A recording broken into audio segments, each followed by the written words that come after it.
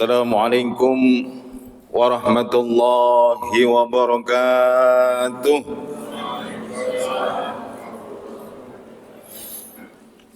Alhamdulillahi wa kafa, wassalatu wassalamu ala habibina al-mustafa wa ala alihi wa ashabihi ahli sidqi wal wafa, amma ba'du.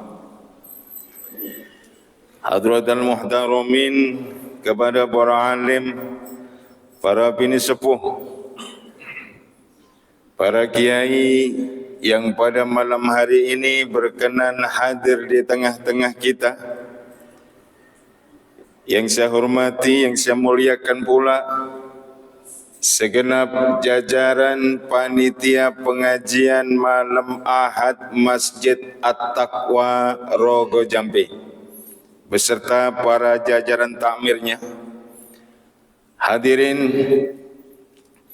Bapak Ibu, saudara-saudaraku rahimakumullah. Sebelumnya, marilah kita bersyukur kepada Allah atas segala limpahan rahmatnya, hidayah, inayah dan ma'unahnya, hingga kita bisa hadir di majlis yang mubarak ini dalam keadaan sehat, dalam keadaan bahagia. Alhamdulillah.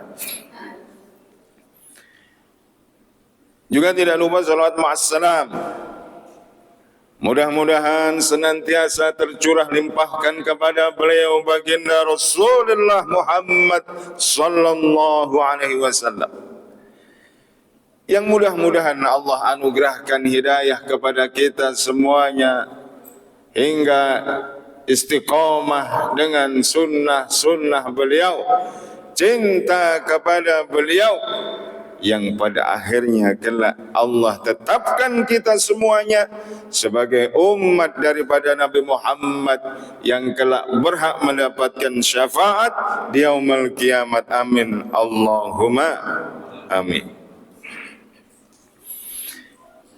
Bapak-bapak, saudara-saudaraku rahimakumullah, kita hari ini berada di bulan yang ke-10 dalam hitungan kalender Hijriah, yakni bulan Syawal. Bulan Syawal ini, Bapak Ibu, sebagian daripada para ulama memaknai bulan Syawal ini adalah bulan irtifa'ul amalil khair. Juga ada yang memaknai bulan ibtida'ul amalil khair. Juga ada sebagian dari mereka yang memaknai bulan Syawal ini adalah bulan istiqamatul amalil khair. Ketiga-tiganya berkonotasi baik, maknanya baik. Irtifa'ul amal, peningkatan amal. Ibtida'ul amal, saat yang tepat untuk memulai amal yang baik. Istiqamatul amal, saudara, adalah hari di mana, bulan di mana umat Islam bisa mengistiqomahkan, mengaktualisasikan nilai-nilai kebaikan selama ada di bulan Ramadan kemarin. Maka yang pertama, saudara, bulan Syawal ini adalah bulan irtifa'ul amal, peningkatan amal. Kenapa bisa meningkat? Habis dicas 1 bulan penuh. 1 bulan penuh hamba Allah yang beriman digembleng dalam kawah candra di mukanya Ramadan. Di siangnya mereka berpuasa, di malam harinya masih ada ibadah-ibadah lainnya, tarawih, tadarus, qiyamul lail dan lain-lainnya. Yang diharapkan dari ibadah-ibadah ini terlahir pribadi-pribadi yang muttaqin, pribadi-pribadi yang bertakwa kepada Allah. mereka yang bertakwa kepada Allah senantiasa memaksimalkan kebaikan dan ibadahnya dalam hari-hari yang dia lalui. Sehingga pantas saudara, kalau mesti hari ini kita lebih baik daripada hari kemarin. Bulan Syawal mesti amaliyah kita lebih baik daripada bulan-bulan sebelum Ramadan. Jangan dibandingin dengan Ramadan saudara. Kalau dibandingin dengan Ramadan tentu bukan bandingannya. Sama-sama Honda, kalau cc-nya berbeda bukan bandingannya saudara. Supra X94 dibandingin dengan PCX tahun 2024 bukan bandingannya. Mesti ada peningkatan, mesti ada semangat. Hari ini harus lebih baik daripada hari kemarin. Tahun ini mesti harus lebih baik daripada tahun kemarin. Agar apa saudara? Kita menjadi hamba-hamba Allah yang beruntung. Siapa yang beruntung? Kata baginda Rasul, man kana yaumuhu khairan min amsih fahuwa rabih. Barang siapa yang hari ini lebih baik daripada hari kemarin, dialah orang yang beruntung. Sama Pak, sama. Tahun kemarin nilainya 6, ibadahnya nilainya 6, amal kebaikannya 6. Tahun ini juga sama 6. Tidak ada peningkatan, stagnan. Sementara hari demi hari sesungguhnya usia kita, umur kita semakin berkurang. Hari demi hari jatah hidup kita semakin berkurang. Hari demi hari sesungguhnya kita semakin mendekati dengan titik akhir kehidupan kita. Makbun, tertipu. Yang sama saja tertipu. Apalagi kalau kemudian hari ini tidak lebih baik daripada hari kemarin, tahun ini lebih jelek daripada tahun kemarin, orang yang semacam ini dilaknat oleh Allah. Fahuwa mal'un, dia adalah orang yang terlaknat. Na'udzubillah. Bapak-bapak, saudara-saudaraku rahimakumullah. Kalau kemudian ada hamba Allah yang beriman, dia berpuasa. Sebelum berpuasa begitu, saat berpuasa begitu, setelah berpuasa juga masih begitu. Dalam tanda kutip, amaliyahnya bukan tergolong amaliyah yang baik. Ini bahaya saudara. Dalam kehidupan ini, jangan kemudian kita sama dengan filosofi ular. Ular Bapak Ibu, ini konon juga tirakat berpuasa, tidak makan selama 1 bulan, kadang bisa lebih daripada itu. Sebelum dia tirakat, namanya ular. Saat dia tirakat, namanya juga ular. Selesai tirakat, namanya juga masih ular. Beda dengan ulat saudara. Sebelum ulat ini bertirakat, namanya ulat memang. Siapa-siapa pun panggil ulat, itu ada ulat. Saat dia tirakat Bapak Ibu, namanya berubah menjadi kepompong. Setelah dia tirakat, namanya berubah lagi menjadi kupu-kupu. Subhanallah, ada perubahan yang signifikan. Yang dulunya pribadi yang suka mengejek, dulunya pengejek, habis puasa dia menjadi pribadi yang pengajak. Dulunya pemarah, saat sebelum berpuasa pemarah, selesai digodok dalam kawah candra di mukanya Ramadan, masuk dia di bulan Syawal menjadi pribadi yang penyabar. Subhanallah saudara, ada perubahan. Dan memang Bapak Ibu, Bahkan orang mukmin ini kamatsalin nihlah. Perumpamaan orang mukmin ini, kata baginda Rasul, al-mukmin matsaluhu kamatsalin nihlah. Orang mukmin ini perumpamaannya sebagaimana tawon nihlah. Panjenengan lihat tawon, saudara. Tawon di mana-mana. Di daerah kami pun, di daerah sini, saya yakin dengan yakinnya yang dimakan yang baik-baik, sari patinya bunga. Tidak ada Pak, Bu, tawon iseng mangan petis. Tidak ada semacam itu. Pun orang mukmin adalah pribadi yang selektif dalam rangka memasukkan makanan minuman yang ke dalam perutnya, sebab dia tahu dan sadar betapa sungguh ada korelasi kuat antara makanan yang dimakan oleh seseorang dengan energi yang ditimbulkan.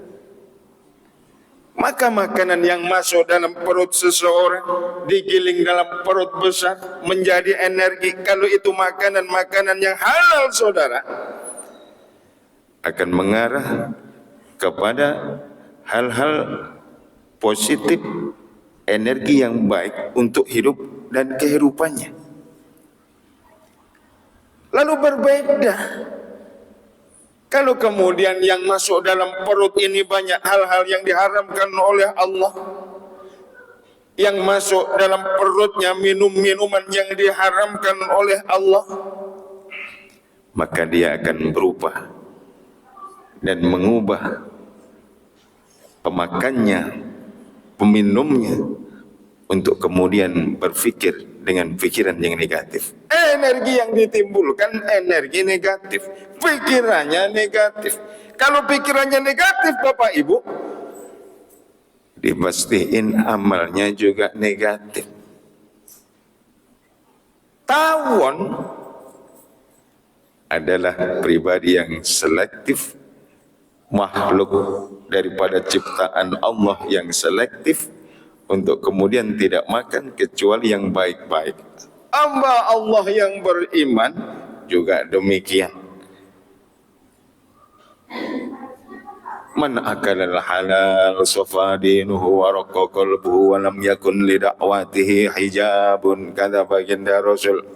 Yang memakan makanan yang halal, imannya kuat, saudara. Dari iman yang kuat ada buah di situ, amal soleh. Dengan beramal soleh imannya menjadi kuat. Iman yang kuat buahnya amal soleh. Demikian seterusnya. Mereka yang dalam perutnya terisi makanan-makanan yang halalan, thayyibah, makanan yang baik dalam pandangan Allah, dia akan punya hati yang mudah tersentuh dengan nilai-nilai kemanusiaan, mudah empati dengan penderitaan orang lain. La yu'minu ahadukum hatta yuhibba li akhihi ma yuhibbu li nafsihi, kata baginda Rasul. Belum sempurna iman seseorang sebelum dia mencintai saudaranya sebagaimana dia mencintai dirinya sendiri. Orang mukmin mestinya semacam ini, saudara. Hatinya mudah tersentuh dengan nilai-nilai kemanusiaan. Kenapa? Tidak masuk dalam perutnya kecuali yang halal. Pribadi yang dalam perutnya tidak terisi dengan hal-hal yang haram, maka manakala dia memohon kepada Allah, manakala dia meminta kepada Allah, berdoa kepada Allah, wa lam yakun li da'awatihi hijabun, doanya relatif mudah terangkat ke langit, dikabul oleh Allah. Amin Allahumma amin. Tawon, lebah. Lalu berikutnya, saudara, Di mana-mana ada lebah tidak akan merusak apa yang dihinggapin. Tidak ada ranting yang patah karena dihinggapin oleh lebah. Artinya apa Bapak Ibu? Pribadi yang beriman, hamba Allah yang beriman ini pantang menjadi biang kerok sumber keonaran dalam lingkungannya. Yang ada orang yang beriman karena keberadaannya orang lain menjadi aman. Aman dari tangan dan ucapannya. Maka tidak ada saudara hamba Allah yang beriman lalu narjat kemana-mana menjadi biang sumber keonaran, menjadi beringas, menjelma menjadi preman-preman ganas. Tidak ada yang demikian. Yang ada orang yang beriman menjadi rahmatan terhadap lingkungannya. Mereka yang beriman, lingkungannya insya Allah akan menjadi aman. Begitulah sifat orang yang beriman. Sebagaimana tawon, dimanapun tawon hinggap, tidak akan merusak ranting dan pohon yang dihinggapin, saudara. Kemudian tawon ini Bapak Ibu, jangan coba-coba diganggu. Kalau diganggu saudara, mau lari kemana kita akan dikejar oleh si tawon ini. Panjenengan mau nyilam, ditungguin oleh tawon. Artinya saudara, pribadi mukmin ini, pribadi yang beriman ini adalah pribadi yang sanggup menjaga harga diri dan martabatnya. Pantang dia untuk kemudian berbuat onar, mengganggu orang lain. Tapi manakala diganggu martabat agamanya, dia akan bertindak. Dia tidak akan takut ketemu dengan musuh. Tidak akan lari manakala ketemu dengan musuh. Tapi dia juga tidak akan mengganggu orang lain. Begitulah sifat daripada hamba-hamba Allah yang beriman. Al-mu'minu kamathalin nihlah. Bapak-bapak, saudara-saudaraku rahimakumullah. Yang pertama, Syawal dimaknain dengan bulan irtifa'ul amal. Yang kedua, juga ada yang memaknai Syawal ini dengan bulan ibtida'ul amal. Bulan yang pas untuk memulai amal yang baik.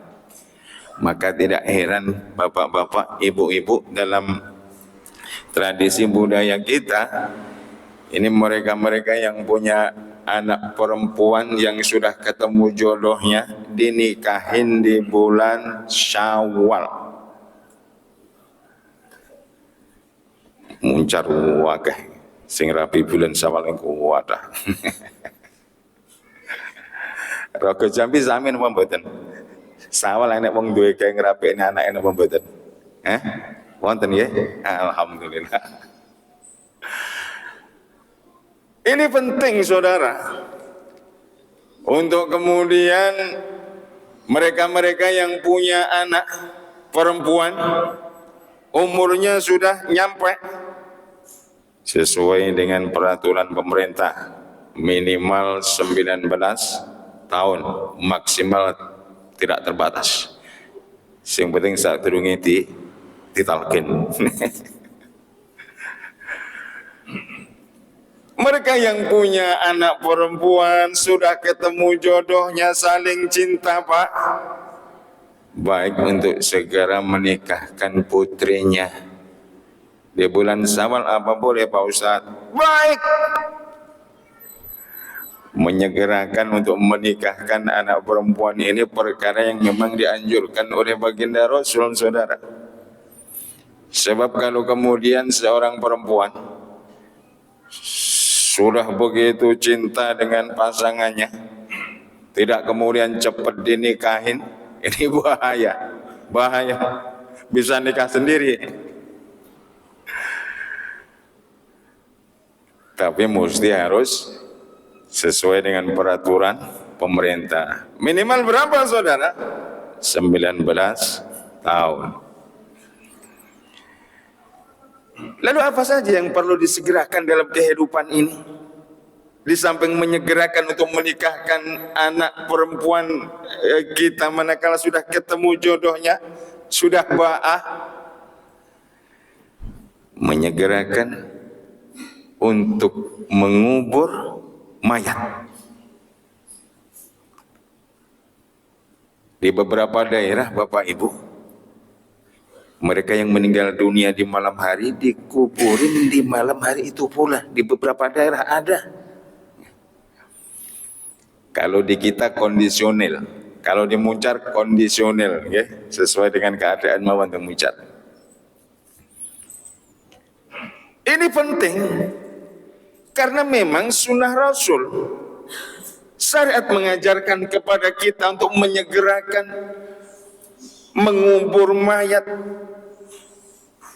Kalau ini perintah Allah, kalau ini sunnah daripada Rasulullah, tentu di sana ada hikmah dan beberapa maslahat. Apa di antaranya?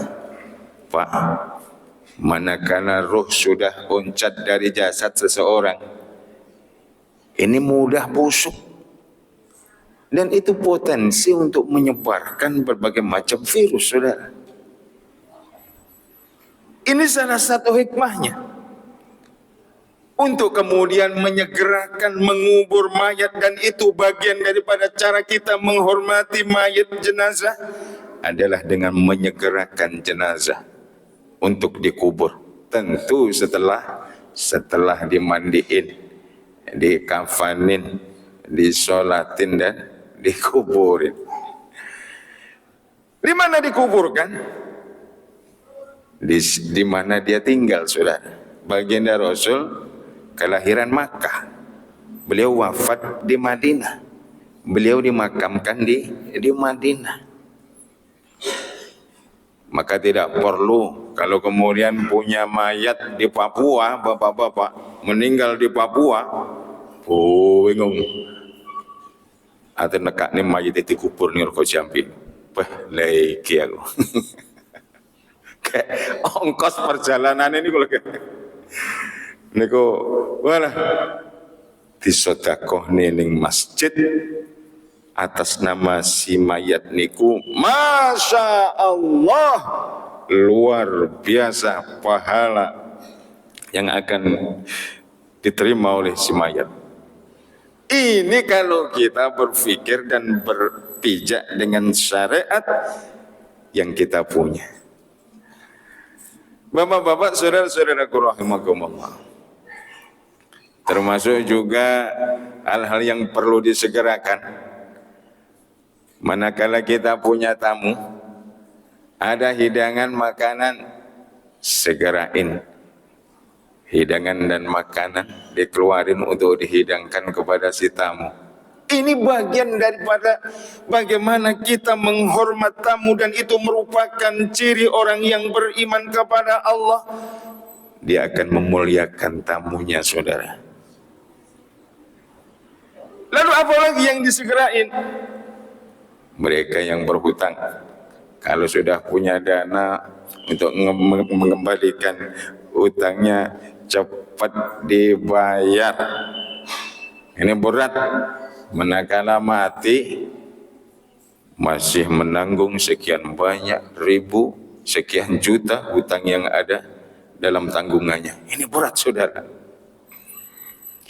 Bapak-bapak, saudara-saudaraku rahimakumullah, ini karena waktunya sangat terbatas, kalau singkat Maman. Lalu yang terakhir, yang tidak kalah penting, dan ini sangat penting, Syawal mesti kita maknai adalah istiqamatul amalil khair. Mengistiqomahkan dalam kehidupan keseharian kita nilai-nilai kebaikan yang sudah ditempa dalam diri kita selama 1 bulan penuh di dalam bulan suci Ramadan. Jangan kemudian Ramadan selesai, kebaikan selesai. Ramadan beranjak dari kita, kebaikan juga selesai, tidak ada efek sama sekali terhadap kehidupan kita.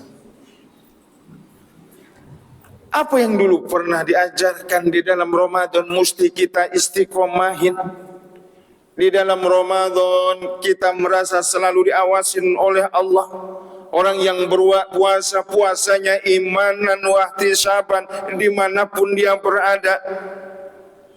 Mau rame-rame sendirian, mau di tempat sepi, di tempat ramai, di dalam rumah dikunci, masuk di dalam kamar dikunci, di luar masih ada satpam. Kalau belum saatnya maghrib, dia tidak akan makan, saudara. Dia tidak akan minum. Kenapa? Merasa diawasin oleh Allah. Kesadaran akan pengawasan Allah terhadap kita jangan selesai seiring dengan selesainya Ramadan. Ini mesti kita tingkatkan, mesti kita lestarikan untuk selalu ada kesadaran semacam ini dalam diri kita. Dan ini memang min afdhalil iman. Iman yang paling utama, anta'lama annallaha ma'aka haitsu ma kunta, adalah saat kita merasa Allah selalu bersama kita. Mau kalian bertiga, Allah sebagai yang keempat. Mau kalian berlima, Allah sebagai yang keenam. Apakah lebih daripada itu, kurang daripada itu? Allah akan bersama mereka. Ma yakunu min najwa thalathatin illa huwa rabi'uhum wala khamsatin illa huwa sadisuhum wala adna min dhalika wal aktsaru illa huwa ma'ahum aina makan. Mereka yang merasa selalu diawasin oleh Allah dalam kehidupan ini. Ketika dia beramal, dia akan beramal dengan sebaik-baiknya. Dia akan menyandarkan amalnya kepada Allah, meniatkan dalam beramal hanya untuk karena Allah, ridho Allah. Pribadi yang punya kesadaran akan pengawasan Allah kepada dirinya, manakala dia akan berbuat maksiat, dia akan berpikir sekian kali, saudara. Ada yang ngawasin. Allah mengawasi setiap apa yang dilakukan oleh hambanya. Bisa diawasin sendiri oleh Allah. Allah bisa menyuruh malaikatnya raqib dan atid pun Allah mengawasi setiap gerak-gerik kita dengan jawarih kita, anggota tubuh kita. Maka kelak di akhirat, saudara, akan ditanya oleh Allah. Dan mulut ini dibungkam oleh Allah. Al-yawma nakhtimu ala afwahihim wa tukallimuna aydihim wa tashhadu arjuluhum bima kanu yaksibun. Ini tidak bisa menjawab lagi. Yang menjawab tangannya yang dulu pernah mengerjakan itu. Yang menjawab kakinya yang dulu pernah diajak untuk mengerjakan itu. Kakinya menjadi saksi tentang apa yang dia perbuat. Bapak-bapak, saudara-saudara, rahimakumullah, nilai kebaikan-kebaikan yang ada dalam bulan Ramadan jangan hilang begitu saja. Kesenangan kita untuk bertaladzud, untuk bertaqarrub dengan Allah selama kita ada di dalam bulan Ramadan jangan hilang begitu saja. Kalau dulu di Ramadan kita bahagia dengan puasa, ini bulan Syawal, saudara, ada amalan. Ini bonus bagi mereka yang puasa Ramadan. Man shoma Ramadhana thumma fa'atba'ahu sittan min Syawal kana kasyamid dahri. Yang dulu berpuasa Ramadan Lalu di bulan Syawal ini dia mau berpuasa 6 hari saja di bulan Syawal. Kana kasyamid dahri. Dia mendapatkan pahala sebagaimana mereka yang puasa sunnah 1 tahun penuh. Bonus dari Allah. Orang yang beriman, Pak, dengan bonus semacam ini semuanya disikapi dengan sami'na wa ata'na. Sebagaimana Nabiullah Ibrahim alaihissalam. Nabi Ibrahim alaihissalam, Pak, ada perintah datang dari Allah. Perintahnya ringan. Sami'na wa ata'na ya Rabb. Datang lagi perintah dari Allah. Perintahnya sedang. Sami'na wa ata'na ya Rabb. Datang lagi perintah dari Allah. Perintahnya luar biasa berat. Dan itu satu-satunya perintah super berat yang pernah ada untuk hamba-hamba Allah. Tidak ada lagi perintah semacam itu kecuali kepada Nabiullah Ibrahim alaihissalam, menyembelih putranya sendiri dengan tangannya sendiri. Beliau jawab sami'na wa ata'na ya Rabb. Atas keikhlasan ini, atas sami'na wa ata'na, daripada seluruh perintah Allah terhadap dirinya, Allah jadiin bagi Nabi Ibrahim happy ending yang luar biasa, yang syariatnya kita lestarikan hingga saat ini, berkorban. Ikhlas. Tidak ada yang lain kecuali ridha Allah. Tidak ada yang lain kecuali ketaatan kepada Allah. Ikhlasnya Nabi Ibrahim berbalas dengan happy ending yang luar biasa. Pun sama dengan kita, saudara. Manakala datang perintah dari Allah, lalu kita sambut dengan sami'na wa ata'na, apakah itu perintah sedang, perintah yang ringan, bahkan perintah yang super berat pun, misalnya puasa 6 bulan di bulan Syawal, berat barangkali. Tapi kalau kita sami'na wa ata'na, saudara, akan berakhir dengan happy ending, hadiah yang luar biasa besar dari Allah. Kana kasyamid dahari, diberikan pahala oleh Allah sebagaimana orang yang berpuasa 1 bulan penuh, 1 tahun penuh. Iman, Pak. Belum tentu kita tahun depan 1447 ketemu dengan Syawal. Maka senyampang Allah berikan kesempatan kita. Jangan tunda-tunda kebaikan itu. Ada nasihat dari Abdullah bin Umar, idza amsayta fala tantadir subah wa idza asbahta fala tantadir al-masa. Kalau kamu sempat melakukan amal itu di sore hari, saudara, cepat kerjain, cepat selesaiin di sore hari itu pula. Kenapa? Belum tentu kita ketemu dengan pagi hari. Kalau kemudian ada kesempatan di pagi hari, jangan tunda sampai sore hari. Kenapa, Bapak Ibu?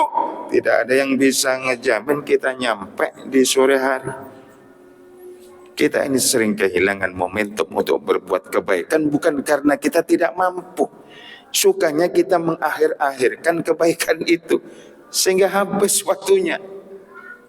Bapak-bapak, mudah-mudahan dari apa yang saya sampaikan ini, benar-benar bulan Syawal ini ada peningkatan amal kebaikan untuk kita semuanya, sehingga kita digolongkan oleh baginda Rasul sebagai pribadi yang robeh, pribadi yang beruntung dunia, beruntung akhirat. Amin Allahumma amin. Demikian apa apa yang dapat saya sampaikan mudah-mudahan ada hikmah dan manfaatnya. Kurang lebihnya mohon maaf.